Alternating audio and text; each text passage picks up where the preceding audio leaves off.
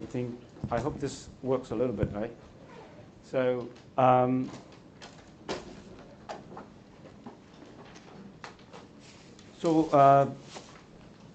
want to remind you one more time about the dates of the midterm. It's the midterm 1.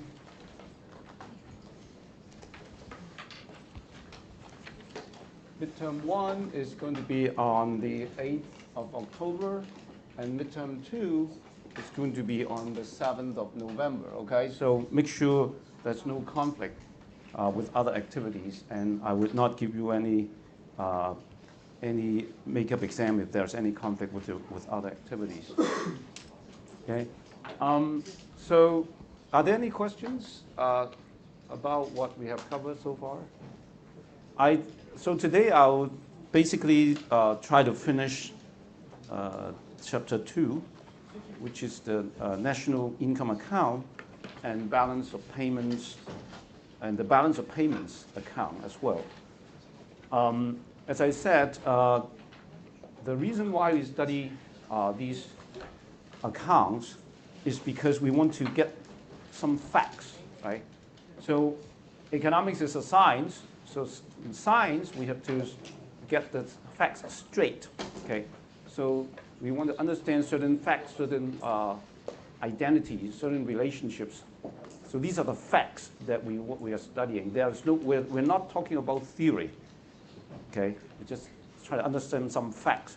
So last time, we were talking about the various identities. Now, here in this equation, you see that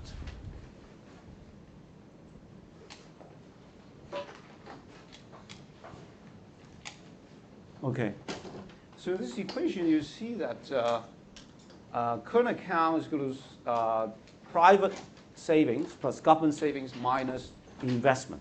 Now, where does this come from? You can always get it from, for example,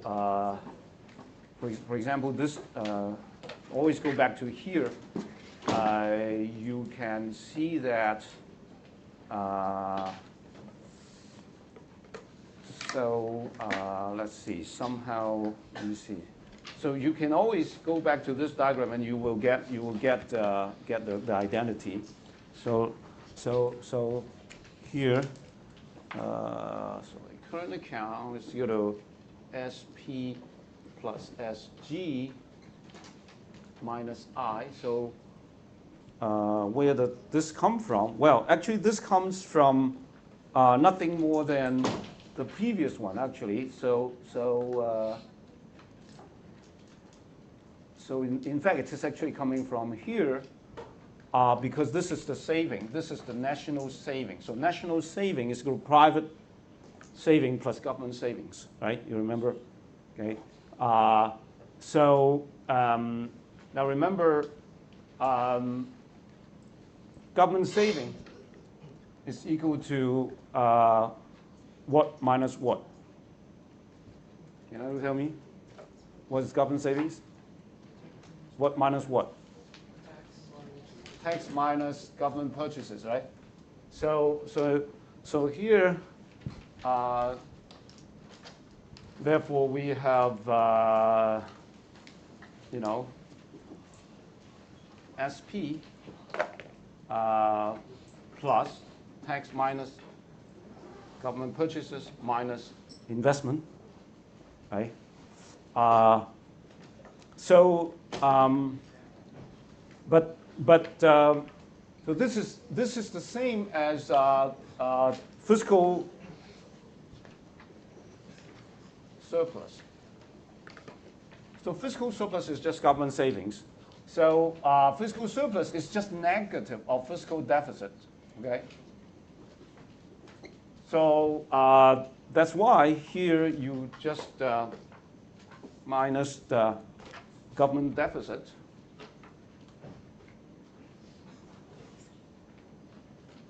minus I. So the current account is this.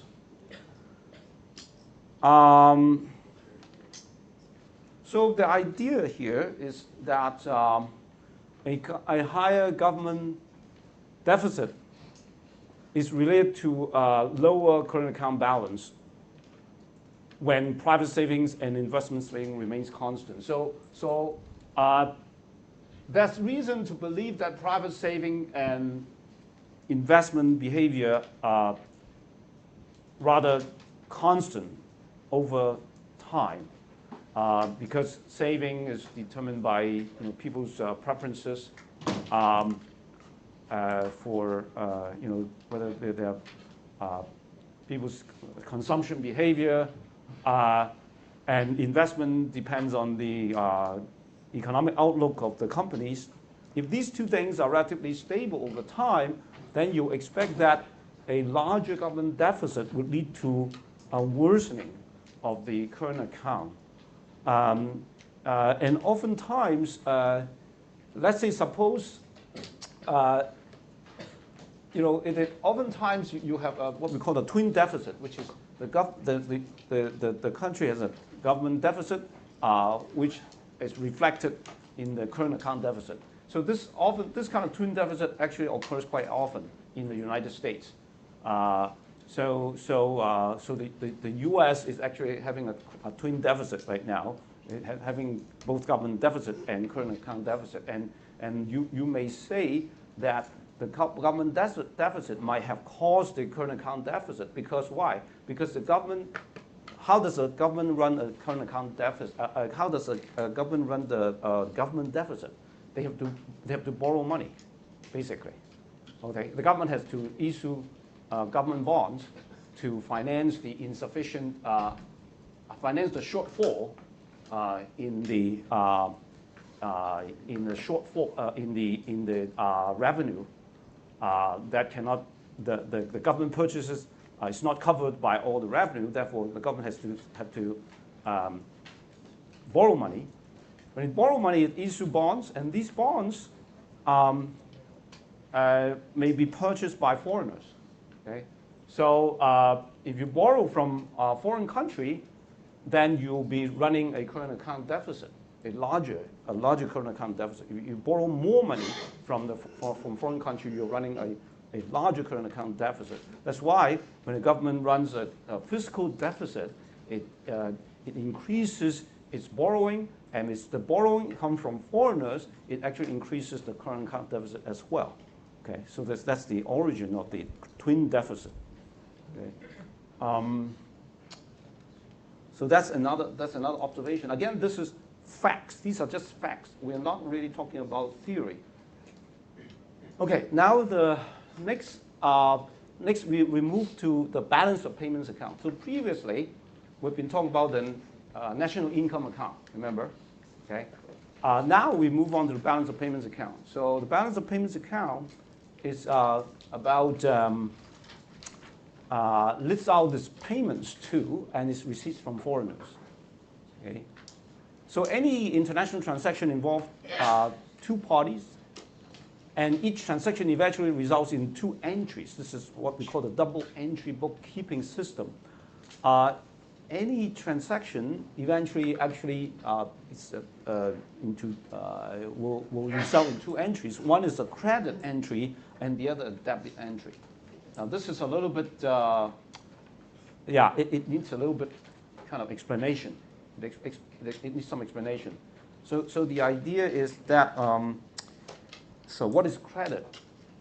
What is the credit transaction? What is the credit? A credit is remember, credit means you receive payment. Money flows to you. Whenever money flows to you, that's a credit. That's the definition. Okay, remember this definition. Whenever you pay money to the foreigners, that's a debit. Okay. So what this means, what is double entry bookkeeping says that whenever you sell things to foreigners, they pay you. That's a credit, right? When I sell something to you, you pay me. that is a credit, right? But that credit, that transaction, for example, export. Okay, the best way to think about it is, so let's say if I export something to a foreign country, so that results in payment to me. That's called a credit. So exporting is a credit in the current account. Okay, current account is one of these sub-account of balance of payments. So credit in a current account, but then where's the debit? The debit is that when people pay you, they are actually selling you a claim. Okay, you sell them goods, they sell you a claim. You see, so it's always two ways selling. Whenever you sell something to somebody else, they're actually selling you something else. That something else is a claim. If they pay you some cash, that cash actually is a claim. Okay, they pay you by credit card. That actually sells you a claim from the credit card paying bank. The credit card, the credit card account with the bank. So the bank promised to pay you. Okay, you get a claim. So whenever you sell something to other people actually selling you another thing. Usually sell you an asset. So that's why you have a double entry here. So if it's not clear yet, it will become clearer. Okay. So any transaction that results in a payment to foreigners is entered as debit, and any transaction that results in payment from foreigners is a credit. Okay. Remember this kind of convention. This is just a convention. That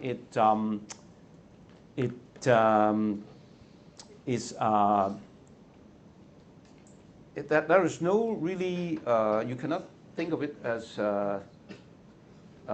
some good or bad. Okay, credit is not necessarily good. Debit is not necessarily bad. Okay, so just a convention. So the balance of payments account are separated into three broad accounts. The current account, the financial account, and a capital account.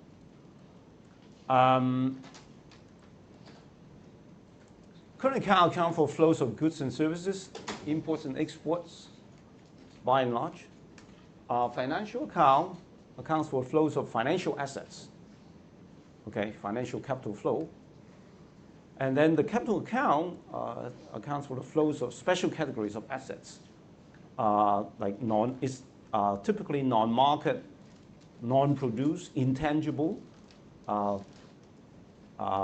assets, such as copyrights, debt forgiveness, trademarks. So the capital account, usually we don't pay too much attention because it's usually very small. In the US, for example, is tiny.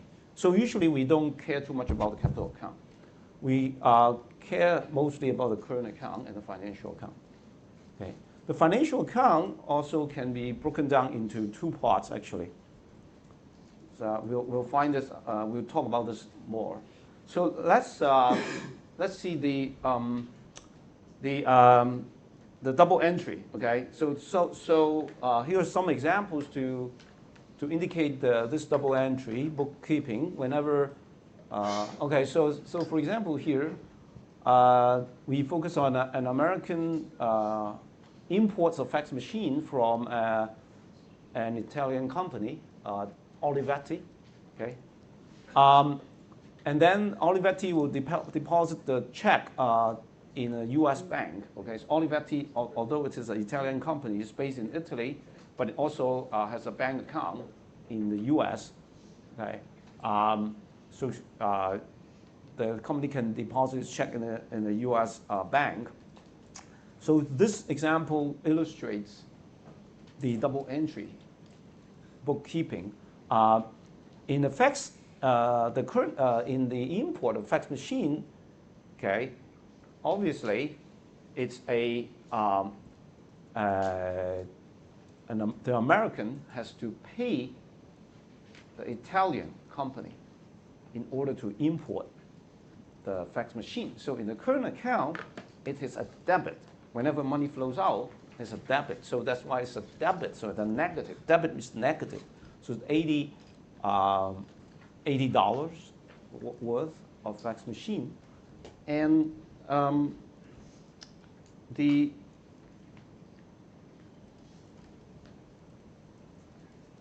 other hand, the check is deposited with a U.S. bank that increases the foreigners' deposit with a U.S. bank. Remember, when foreigner increases deposit in a U.S. bank, that means that foreigners are actually lending money to the U.S. Okay, they're lending money, so they increase their lending to the U.S. So when they increase the lending to the U.S., this is a credit in a financial account, right? Whenever people lend money to you, that is actually credit. Remember, whenever people lend money to you, money flows to you.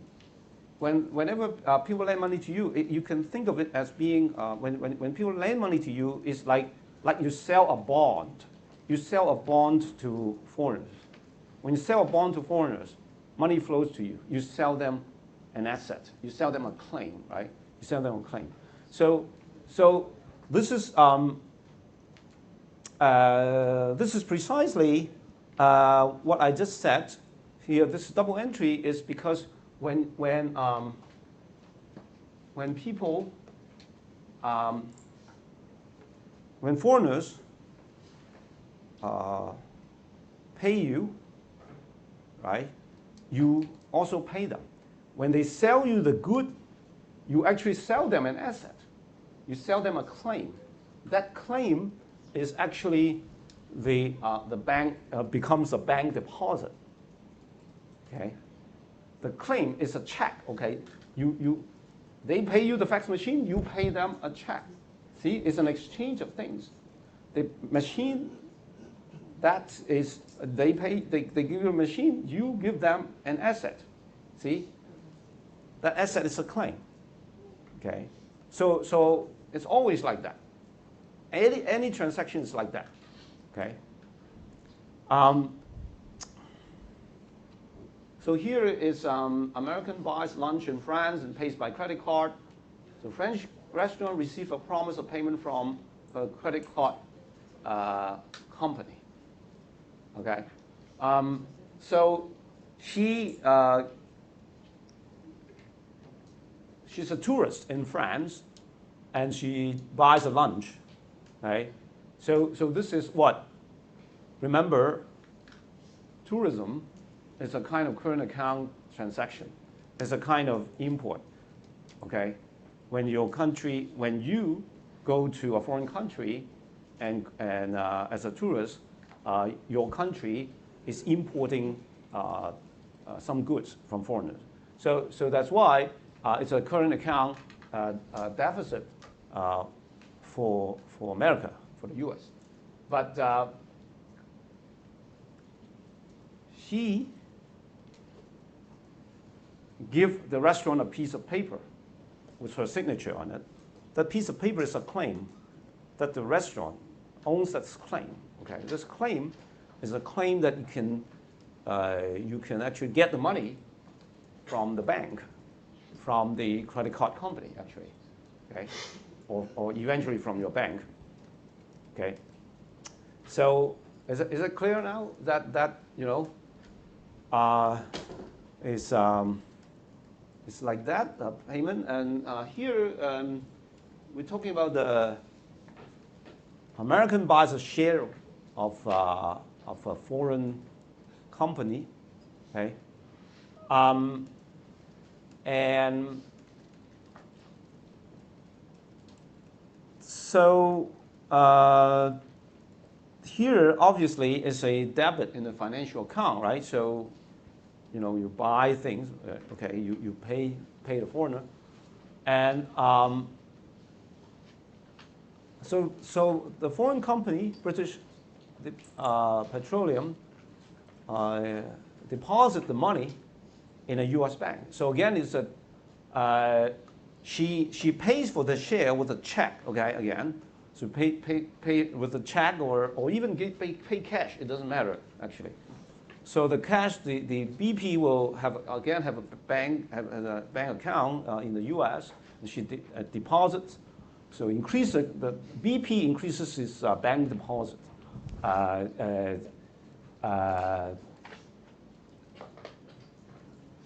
It increases bank deposit in the U.S. bank. So whenever foreigners lend you money, that's a credit in the financial account. So both of them are financial account. If you look at these three examples, the first item is current account, and the second item is a financial account. And the first item is current account, second item is financial account. This one is first item is financial account, second item is financial account.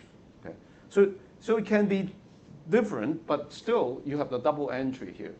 One positive, one negative. Here is a example of a capital account transaction, debt forgiveness. So U.S. banks forgive a $50 million debt owed by the government of Argentina through the debt restructuring. So there is this is a sovereign debt. So debt forgiveness itself is a non-market kind of activity, non-market U.S. transfer, capital account U.S. transfer payment. And so U.S. banks who hold the debt will reduce the loans owned by Argentina, reduction of bank claims, that reduction in banks' claims. So you lend less. When you lend less to a foreign country, that is a credit. Okay, you lend more.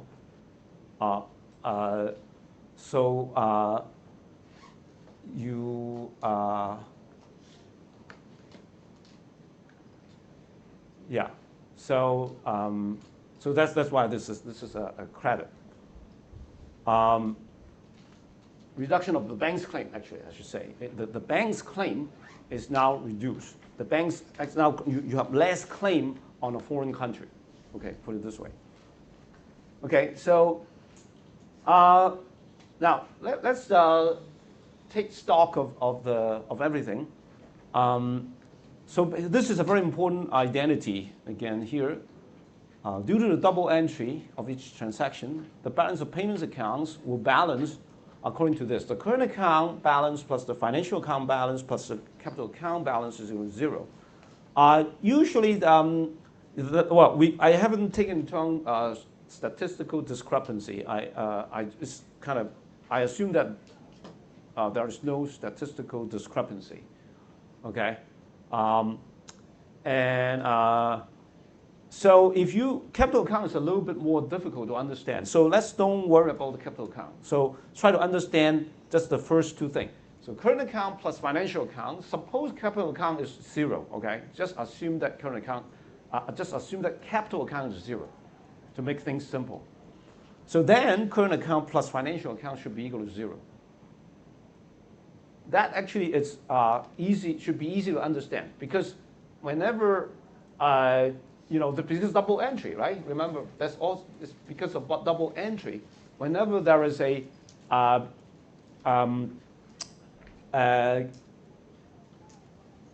credit in a current account, there will be a debit in your financial account.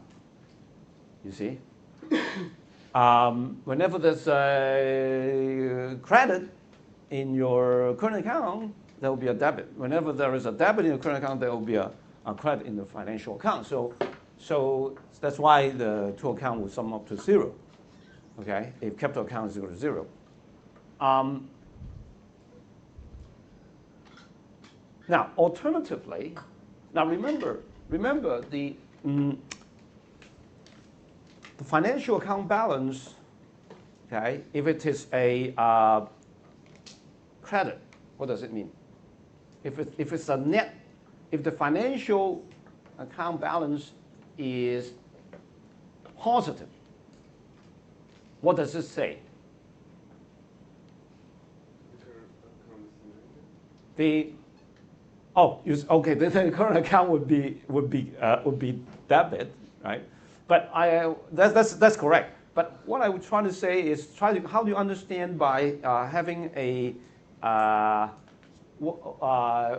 do you understand by having a financial account credit? Is there a net financial inflow or net financial outflow? If there's a financial account credit balance, if your financial account is credit balance, does it mean that there's financial inflow or financial outflow? I want to ask. Yeah, what do you seem to be saying something.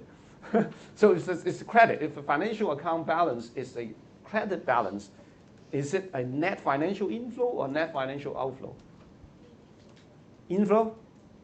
That's right, it's inflow. So you're borrowing more money, right? So yeah, it's inflow. If it's a net credit balance in the financial account, it's capital inflow.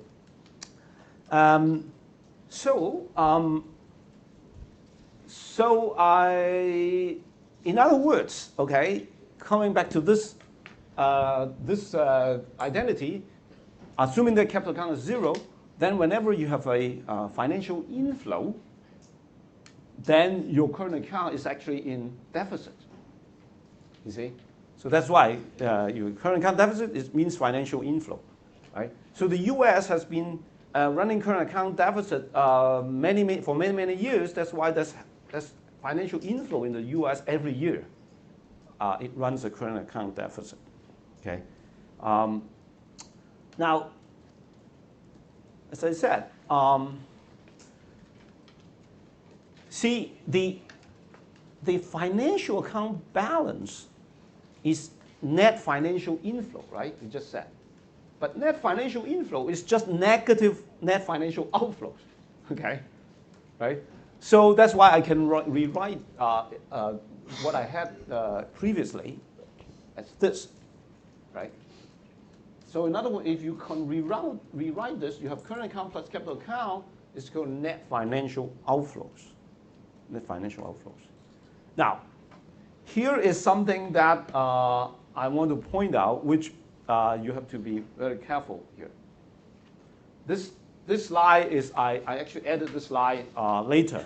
So I want to just explain it more clearly to you. There's some difference between my definition of financial account balance and the definition of financial account balance in the textbook. In the textbook, financial account balance is called net financial outflow.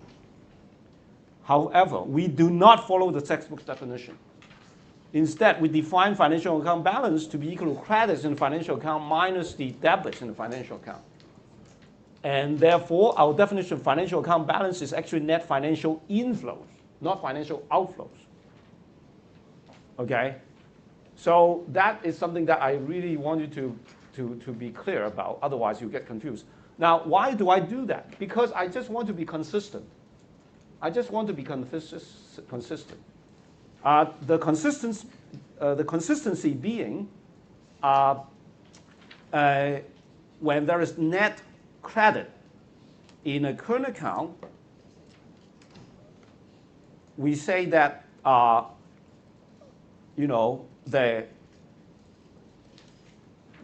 current account balance, for example, the current account balance is also actually defined the same way.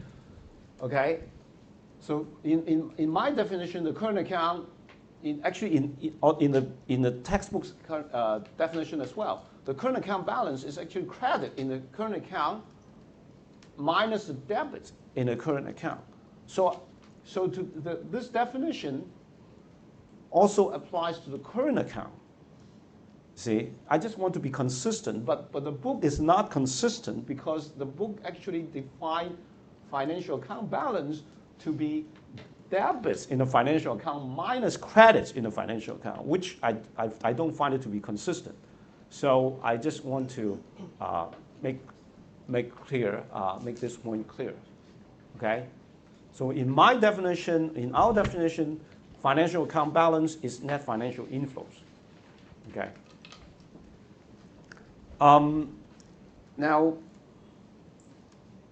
there are three broad accounts in the balance of payments account. As I said, there's a current account, financial account, and the capital account. The current account can also be finely divided into merchandise, okay, services, and income receipts. Okay, merchandise is easy to understand, right? Just goods. And then services like shipping services, tourist payment, legal services, all kind of thing. That should be also easy to understand, right? Banking services, for example. So when,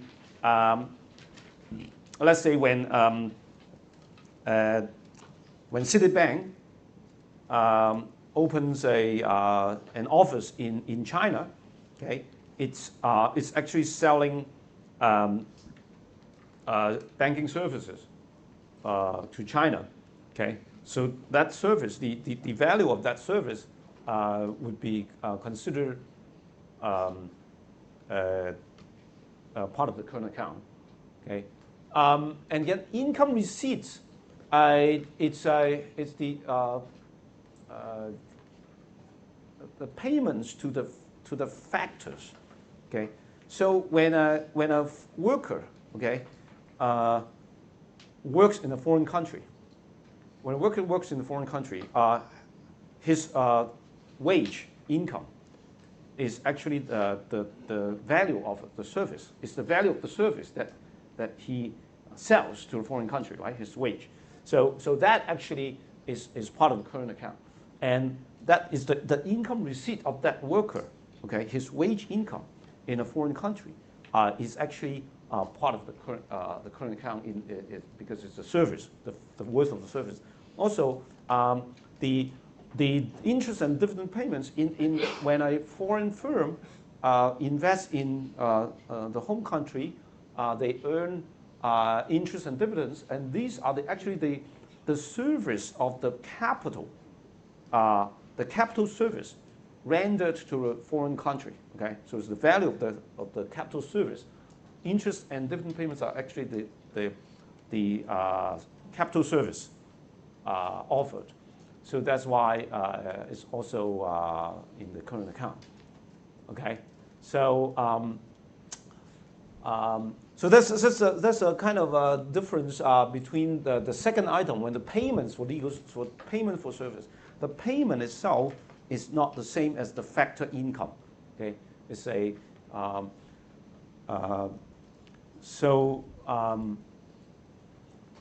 okay, so current accounts like that, and oh, there's one more item called net unilateral transfers. So it's a gift across countries that do not purchase the goods. So it's just so when foreign aid, for example, would be unilateral transfer. Okay, when countries just give a gift to another country. Usually this is not very large.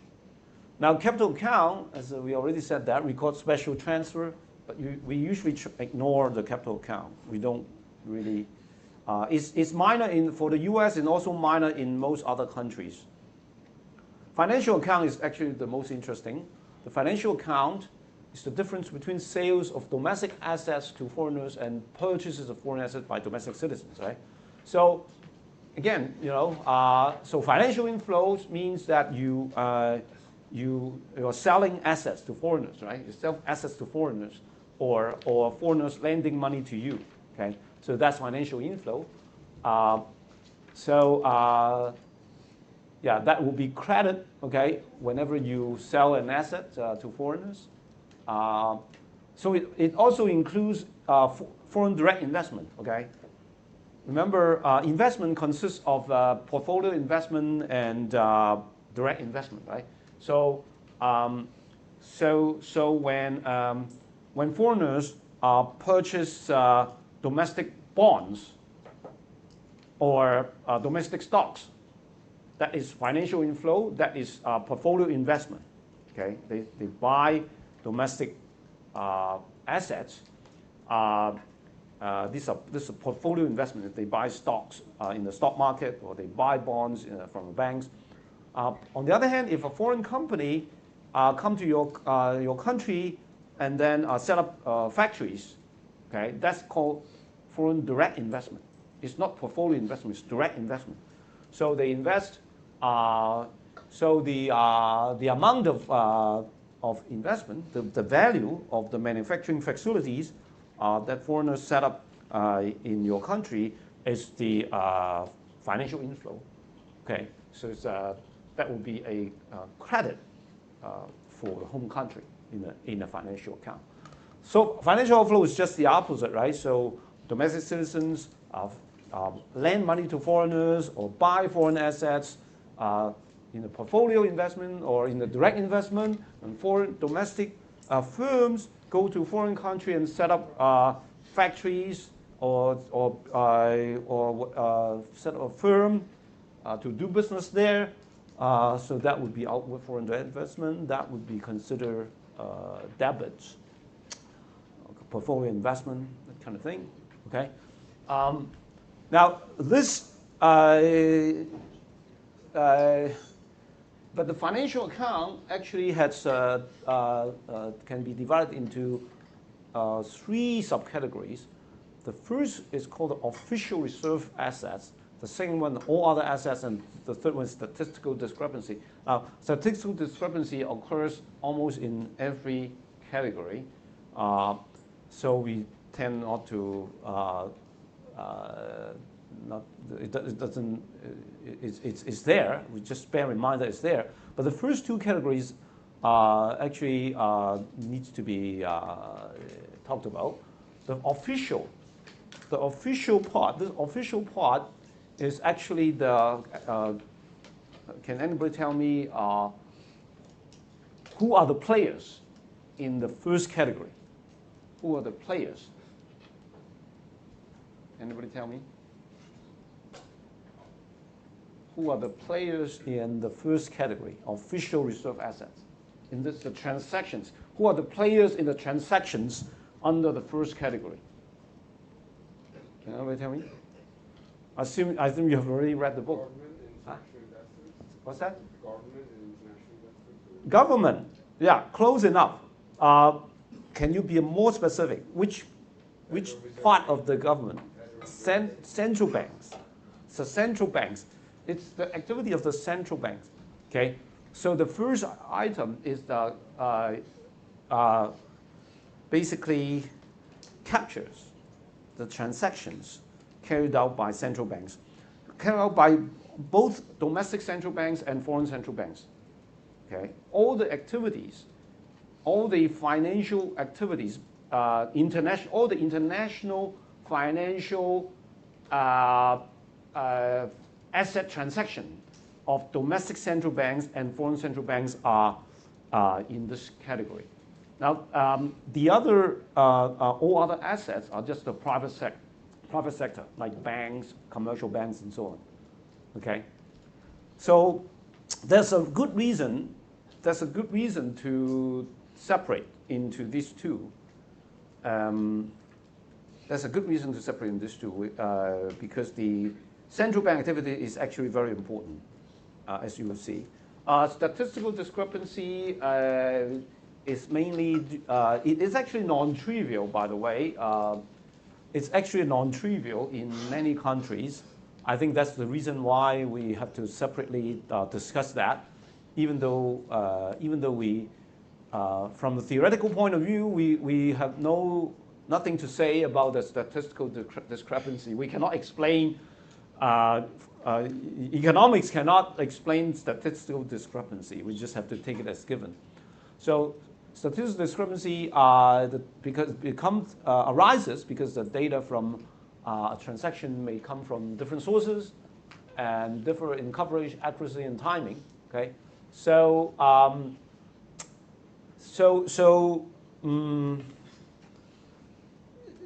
you know, you have to. The government has to rely on, for example, the reporting of banks and financial institutions about their activities, right? You know, how much asset the financial institutions have bought and sold to foreigners, but sometimes it's simply not possible to catch all of them. Right? They also come from different sources as well. Okay. Anyway, so let's look at the first subcategory, which is the official reserve assets. Okay. These are the foreign assets held by central banks to cushion against financial instability. Okay. So it's very important, especially for developing countries, actually. The central bank plays a very important role. The central bank typically, in a country, especially developing country, the central bank typically holds some foreign reserve. These foreign reserve are the assets of the central bank. They are denominated in foreign currency. So, for example, the Chinese central bank, the People's Bank of China, actually holds a lot of foreign currency assets. These are called foreign reserve. It holds, for example, a lot of U.S. dollar asset. A lot of this are U.S. Government bonds. Okay, they are denominated U.S. dollars, and it is used to. One of the purposes is to intervene into the foreign exchange market, okay, and to stabilize the exchange rate, okay, and also to lend to domestic companies, okay, in case they need foreign currency. If they need foreign currency, you may want to lend them the foreign currency. The central bank will be lending them some foreign currency to stabilize the banks in case otherwise they may go bankrupt. Okay, but most importantly, it is to stabilize the exchange rate, to intervene in the foreign exchange market. So the assets include government bonds, currency gold and account at the International Monetary Fund. So you can think of this mainly as a foreign currency assets. Oftentimes it's government bonds, foreign currency government bonds. So okay, so let's ask this question. Selling. Okay, this account captures the activities of all the of central banks, both domestic central bank and foreign central bank. So the selling of assets by domestic entities to foreign central bank, is it a credit or a debit? So it's a credit, right? Right, because when you sell asset to foreigner, it's a credit. So selling of asset by foreign entities to the domestic central bank is a debit, right? So yeah, that's very easy. I just want to kind of remind you that so for example, okay, think about the U.S. Think about the U.S. So if the U.S.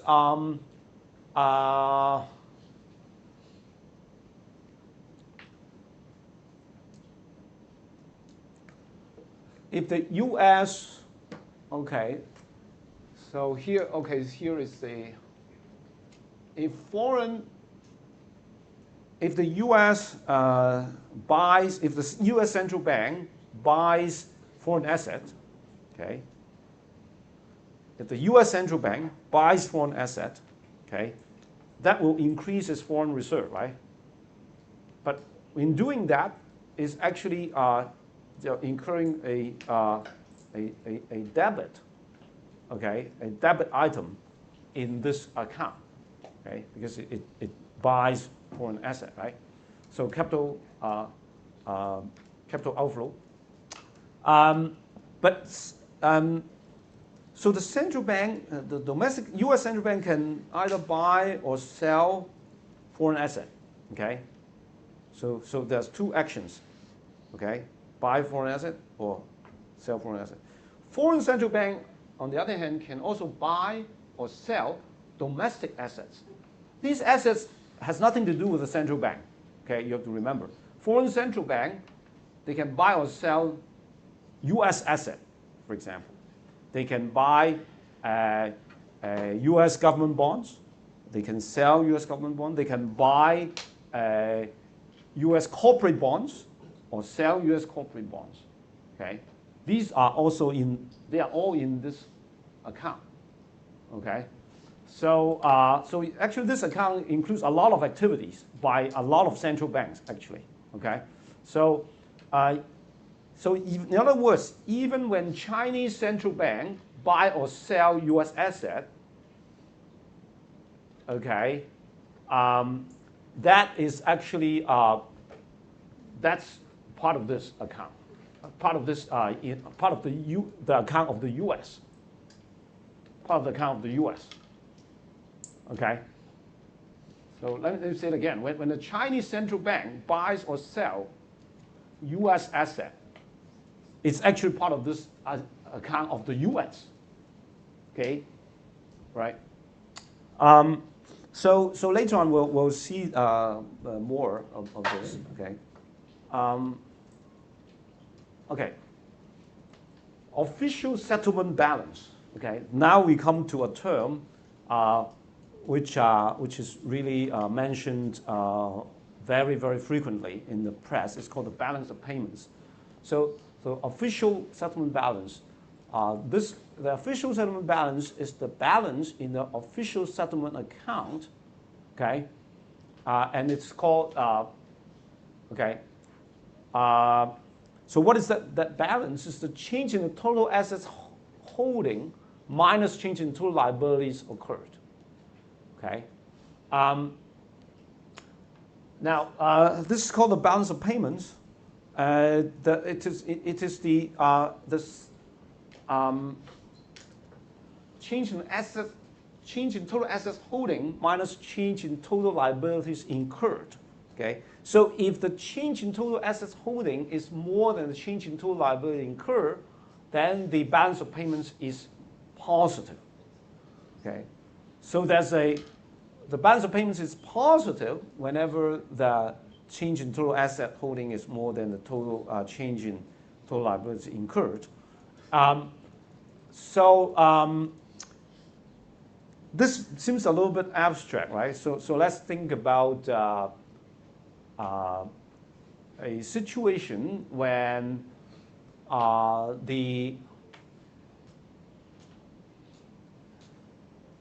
for example, when in a country,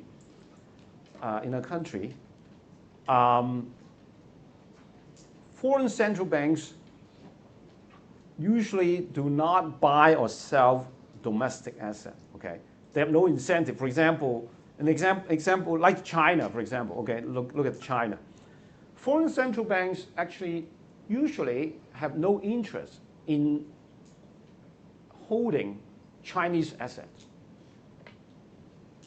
because the Chinese currency is not a reserve currency. They usually don't have interest in holding a lot of Chinese assets. Foreign central banks don't have a lot of interest. So they usually don't buy or sell Chinese assets, foreign central banks.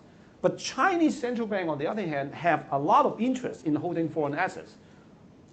In particular, that of the assets of some reserve currencies. For example, US dollar asset, or euro asset, or yen asset, okay, or British pound asset, okay. This kind of called reserve currencies. So in the case of China, for example, okay, the Chinese central bank, People's Bank of China, most of the activities in this official financial account takes place in the Chinese central bank buying or selling foreign assets. Okay. Okay. So in that case, when when Chinese central bank accumulates more foreign assets, then China will be running a balance of payments surplus. Okay, whenever the Chinese central bank increases holding of foreign asset, increases foreign reserve, that would translate into a balance of payments surplus in that particular period. Okay. Okay. So whenever you say, oh, Chinese, when you see the newspaper, China is running a balance of payments surplus in the year 2018, what does it mean? It mostly means that the Chinese central bank has increased its holding of foreign assets. Okay, by and large, that is what happened because foreign central banks usually don't change their holding of Chinese asset, or they usually don't have, they don't have much interest in holding Chinese assets. So that is so why is this called balance of payments? It's because it's like the payment gap that central banks together will try to fill. So you see there's a payment gap there, right? Why do I say there's a payment gap? Okay, you run a current account balance, right? You also run a non-official financial account balance, right? So we say, okay, so that's a gap that has to be filled by the central bank in this balance, right? Because, if you run a current account deficit, okay, of I don't know, 100 billion, you run a current account deficit 100 billion, but then in the in the private sector, the financial account, you're only running a non-official financial account balance of let's say a surplus of 50 billion. So there's still a 50 billion gap that has to be filled. Okay, so you have to so that 50 billion. Okay, what the private sector financial activity have not done enough to fill the payment gap, the central bank has to do it. So that's why it's called the balance of payments. Okay, so in this particular example, for example, a country is running a current account deficit of 100 billion, but the private sector financial account, you have a 50 billion surplus. So you still need to have your official financial account to have 50 billion surplus. Okay. So what that surplus means is that you have to sell foreign assets. You have to somehow you have to reduce the holding of foreign asset, actually, in this case, okay, in order to make the balance of payments, because eventually this must hold. This equation must hold. Okay, so this equation must hold. So the financial account consists of two parts, right? So to be clearer, so the current account plus the non-official financial account plus the official financial account must be equal to 0, assuming that I'm ignoring the capital account, right? So assume that the capital account is 0 to make it simple. So this has to be true, right? So suppose the country is running a current account deficit, negative 100 billion, and the this one is a positive of 50 billion, for example. Then the official financial account has to be 50 billion in order for this to be balanced. So how do you achieve that? Well, that the central bank, if foreign central bank don't do anything domestic central bank somehow will have to run a financial account surplus, which means that there has to be you have to be selling. You have to, in other words, you have to be sort of reduce the holding. You have to reduce the holding of foreign reserve. The foreign reserve of the central bank will have to be reduced. Okay, so as to, because when the central bank's foreign reserve is reduced, you are like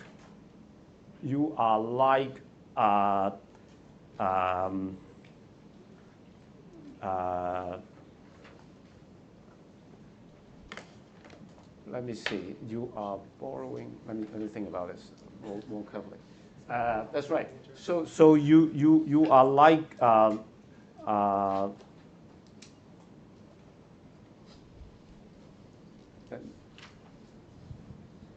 so here that means that your current account deficit, right? So that's why you have to borrow money.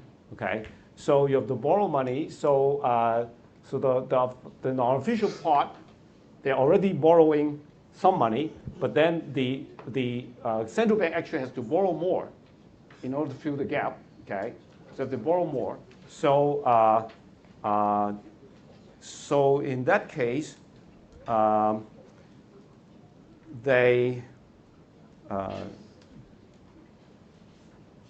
when the central bank borrow more money, that means that let's see. Okay, central bank borrow. So the central bank has a certain amount of reserve, right? So if you increase reserve, that means that you are lending money, right? So if you're borrowing, that means you have to reduce your reserve. So that's why I say that the central bank has to reduce the reserve by this amount in order to make this balance. Okay, so when the central bank, okay, increase reserve means that central bank is lending to foreigners, right? When central bank decrease reserve, means the central bank is borrowing from increase is holding. Okay, increase is borrowing. Increase is borrowing, or reduce lending. Okay, you can put it this way: reduce lending, increase lending, and reduce lending to foreigners. Okay, so so that's why the central bank actually has to reduce its holding of reserve in this case, okay, to fill the payment gap.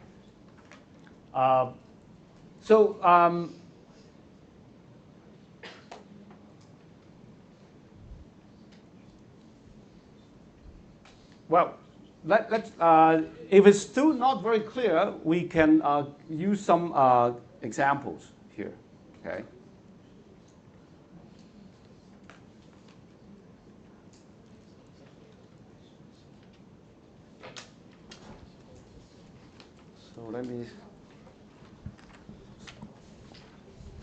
So in this case, central bank has to decrease foreign reserves. That means selling, has to sell foreign reserves.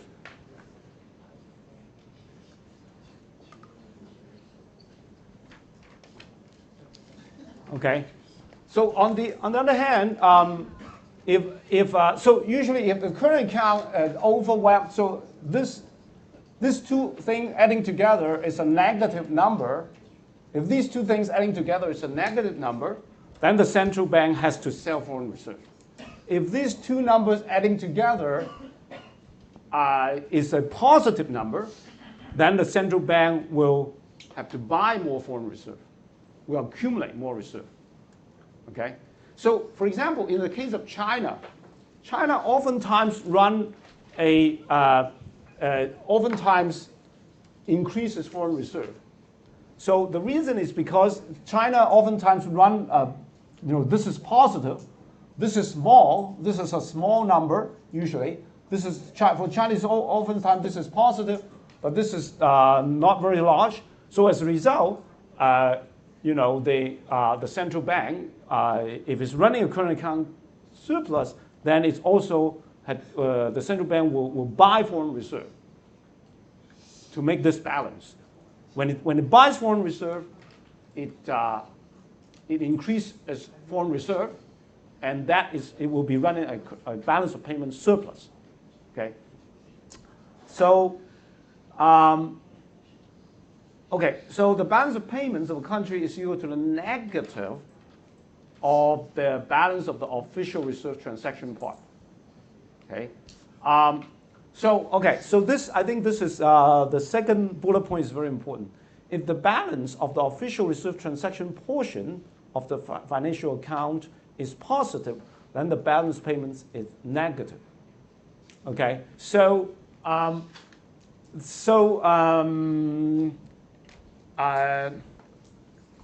in this case, I have illustrated an example where the central bank has to sell foreign reserve. So in this particular example, the country is actually running a balance of payment deficit, means the balance of payment is negative in this case. The balance of payment is negative in this case. The central bank sells foreign reserve. It reduces its lending to foreigners. There is a official financial inflow, actually. Okay, it's official financial inflow. Okay, in this case. The balance of payment, to get the balance of payment is actually very easy. To calculate the balance of payment is simply just to add the current account balance and the non-official financial account balance. Okay? So the balance of payment, if we ignore the statistical discrepancy, the balance of payments is simply just the current account balance plus the non-official the non-official or non-reserve part financial account balance. So that's the balance of payment, assuming that the statistical discrepancy is 0. Otherwise, you have to add the statistical discrepancy.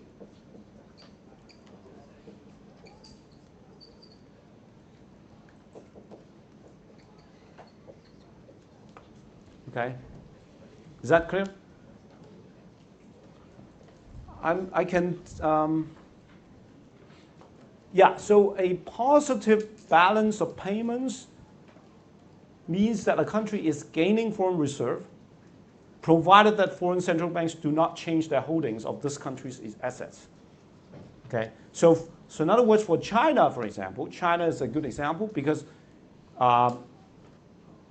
foreign central banks usually don't change their holdings of China's assets because the Chinese currency is not a reserve currency. So usually for China, a positive balance of payments would mean that the Chinese central bank is gaining foreign reserve. Okay. The reason why they gain foreign reserve, they have to gain foreign reserve, is oftentimes because of the current account surplus. So a balance of payments surplus in China is usually a reflection of the current account surplus, usually. unless there is a lot of activities here, usually this kind of activities is not very frequent in China. Yeah. Should we switch the negative and positive because we change the definitions? Well, I'm following my own definition. So so everything I say in the slides are self-consistent.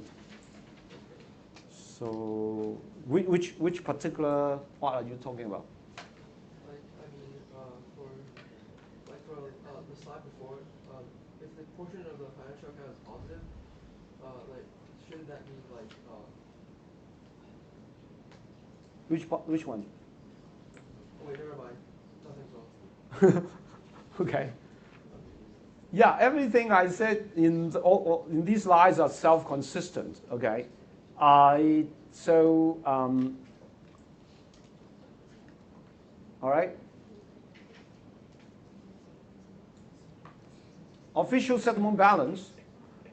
So okay. The important thing to remember is official settlement balance is the same as balance of payments.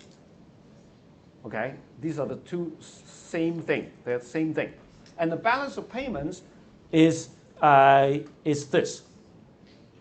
Okay. Now, as I said, how do you define this balance? The balance is all the credit in this account minus all the debits in this account. That will be the current account balance. This balance is all the credits in this balance, in this account, minus all the debits in this account. This will be the non-official financial account balance. Okay? If you add these two things, you get the balance of payments. Just like that. Okay?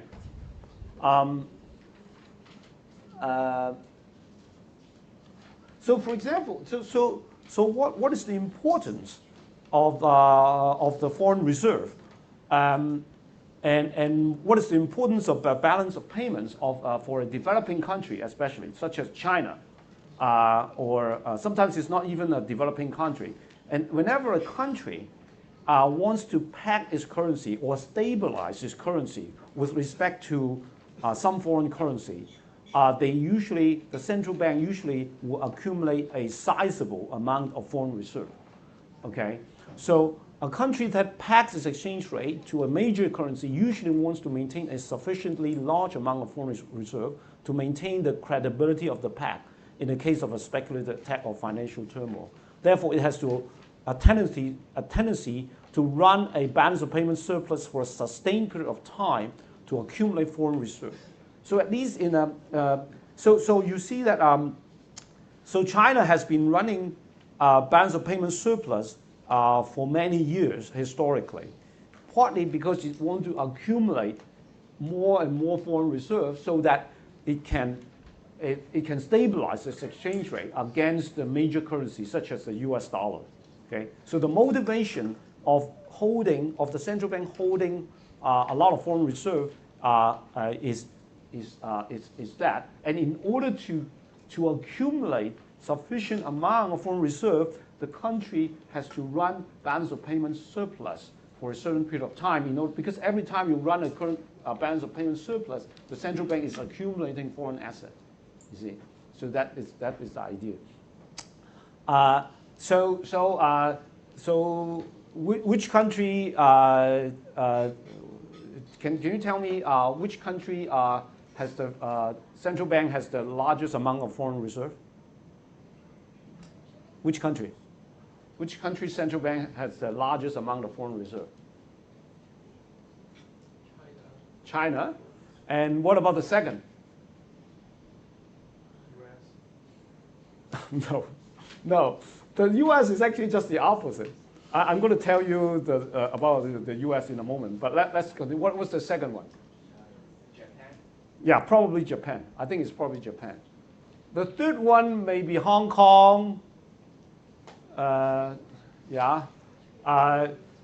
Now, why Hong Kong holds a lot of foreign reserve is actually self-explanatory. It's quite clear, right? Because Hong Kong is basically linking its exchange rate to U.S. dollar. That's why it needs to have a lot of foreign reserve to stabilize the exchange rate just in case there's speculative attack or whatever.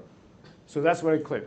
Japan it's a little bit unusual, right? It's a developed country, you know, but you can actually see that Japan is a little bit special because Japan oftentimes try to stabilize its exchange rate against the US dollar. The Japanese yen oftentimes has that. So that's why the Japanese central bank oftentimes intervene in the foreign exchange market. Okay. So let's see. You talk about the U.S., right? So let's look at the U.S. Okay, the U.S. If you look at it, so this is the balance of payments account. The U.S. You have the first item is the exports, you know, and then you have the imports, right? And then you have the balance is the negative 462.97, right? That is a deficit in 2015. And then capital account is very small, tiny. And then the financial account, if you ignore the derivatives, okay, if you ignore the derivative, the item number 5 is the acquisition of financial asset. That means that it is a capital outflow, and liability is capital inflow. Okay, so capital inflow is more than capital outflow. So there's a net capital inflow if you ignore the financial derivatives. So here is the a little bit of a problem here. It's just a negative here as a net financial flows is negative because they count this the financial flow as outflow. They use outflow to define the financial account balance. So that negative outflow is inflow. So the U.S. actually have a net capital inflow of 195 billion. But because it's inflow, according to my definition, an inflow is actually positive. Financial account is actually a surplus. Okay, so instead of negative, I would say this is positive. So that's the difference between me and the textbook. Okay, so so remember, in my definition, the financial account balance is the net financial inflow. In the book's definition, the financial account balance is the net financial outflow. Okay. So yeah, thinking in terms of inflow and outflow is actually quite useful here. So here, for example, here when the central bank sells foreign reserve, it means financial inflow. Yeah. Okay. Okay. So in the last table, it can be seen that the balance of payments of the U.S. was 91 billion. So where do I get that? So this get from 6.29, 98.10. Yeah. So 6.29. You see here the balance of payments. You can see it from here. Official reserve asset negative 6.29. Official reserve asset this one. So this actually means what? So the U.S. central bank, buy and sell foreign asset. This is a foreign central bank buying U.S. asset. Okay, buying or selling. So in this case, whenever it is negative, yeah. So in this case, I calculated that it is equal to this. Okay, so it's a balance of payments, so-called surplus, okay, positive balance of payments.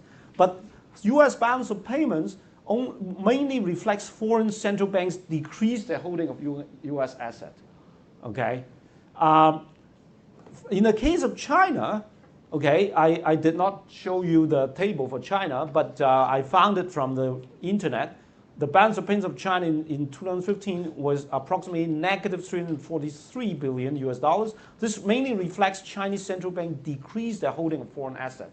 So it's when they decrease their holding, that means it's a capital inflow into China, as I said. So see, the U.S. and China demonstrate two very different situations.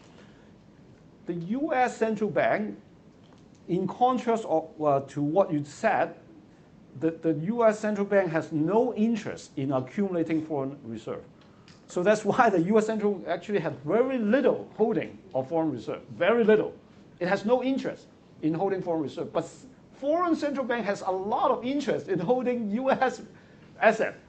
Okay, so most of the action of the official settlement balance account of the U.S. reflects foreign central bank's action. Okay, so that's what I said. The main reflects the foreign central banks decrease their holding U.S. assets. So the change in the balance of payments of the U.S. Mainly will reflect foreign central banks' action. The change in the balance of payments of China, on the other hand, reflects mainly the Chinese central bank's action, because foreign central bank has no interest in buying and selling Chinese assets. Okay, so most of these actions come from Chinese central bank. Okay, so you may ask me why the U.S. has no interest in holding foreign reserve. Can anybody tell me?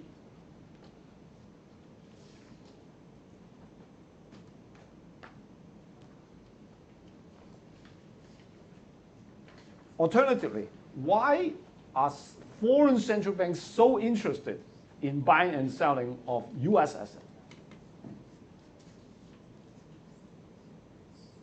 What do you think? They can stabilize their own currencies, but the U.S. doesn't have to. The U.S. doesn't have to. You see, that is a very important thing to notice. The U.S. does not have to stabilize its exchange rate against any currency because other currency will accommodate the U.S. dollar. Not the U.S. doesn't have to accommodate other currencies. It's a asymmetry. It is a asymmetry in the world international monetary system that the U.S. dollar doesn't have to worry about its exchange rate. Other currencies will try to align their currency with the U.S. dollar. Okay, it's a big asymmetry here. Okay, so China is one of these countries that want to maintain a stable exchange rate with the U.S. dollar. That's why China's central bank has a lot of interest in holding U.S. dollar assets, because they need to, from time to time, intervene in the foreign exchange market to maintain a stable exchange rate with the U.S. dollar. Other countries are also like that. Hong Kong needs that. Japan needs that. Singapore needs that. So that's why they all have a lot of foreign reserve.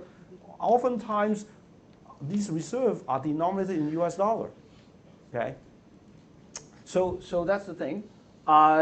So this is another country, another year, which reflects similar things.